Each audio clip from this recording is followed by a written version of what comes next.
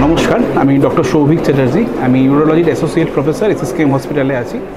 আজকে এই আমাদের ইউরোলিথিয়াসিসের যে অ্যানুয়াল কনফারেন্স, সেখানে আমরা উপস্থিত হয়েছি সকলে, এবং শুধু ওয়েস্ট বেঙ্গলের নয়, ওয়েস্ট বেঙ্গলের বাইরে থেকেও বহু ফ্যাকাল্টি, নামজাদা ফ্যাকাল্টিরা এসছেন, তারা অপারেশন করছেন।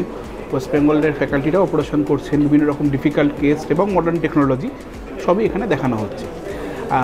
দু একটা কথা আমি বলতে চাইছি ইউরোলিথিয়াসিস মানে স্টোন সম্বন্ধে।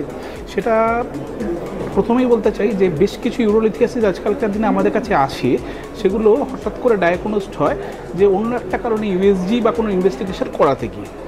জেনারেলি বেশিরভাগ ক্ষেত্রে ছোটো স্টোনগুলো, যেগুলো 5 কি 6 মিলিমিটারের স্টোন, তাদের ক্ষেত্রে কোনো চিকিৎসা সেভাবে লাগে না। বেশি করে জল খেলে, হাইড্রেশন মেনটেন করলে, বেশি পরিমাণে ইউরিন হলে এটা বেরিয়ে এক্সপেল হয়ে যায়। কিন্তু যেগুলো বড় স্টোন বা যেগুলো হয়তো সিমটম প্রডিউস করছে, পাইপে আটকে যাচ্ছে বা কিডনির ভেতরে আটকে রয়েছে, বেরোচ্ছে না, সেই স্টোনগুলোর ক্ষেত্রে কিন্তু সার্জারি প্রয়োজন।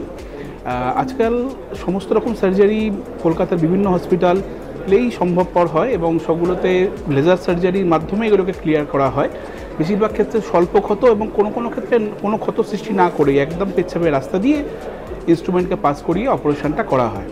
এবং অপারেশনের পরে পেশেন্টের রিকভারি খুব তাড়াতাড়ি হয়, 2-3 দিনের মধ্যেই তারা বাড়ি চলে যেতে পারে, এবং 7 থেকে 10 দিনের মধ্যে তারা ফিট হয়ে যায় কাজকর্ম করার জন্য।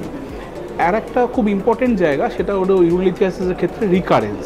জেনারেলি দেখা গেছে যে ইউরোলিথিয়াসিস যখন হয় পেশেন্টের ক্ষেত্রে, তখন কিন্তু রিকারেন্স চান্স 50% পর্যন্ত হয় 10 বছর ফলো আপের ক্ষেত্রে। তাই ফলো আপ একটা ইম্পর্টেন্ট জায়গা। পেশেন্টকে অপারেশন হয়ে গেল, সুস্থ হয়ে গেল, বাড়ি চলে গেল, চিকিৎসা এখানে শেষ নয়। সেখানে আমাদেরকে ফলো আপের ভেতর রাখতে হয় 6 মাস 1 বছর অন্তর এটা ইউএসজি করে দেখা, কিছু ইউরিন পরীক্ষা করে দেখা যে রিকারেন্স হলো কি না, এবং সেই অনুযায়ী তার ট্রিটমেন্ট করা। নমস্কার।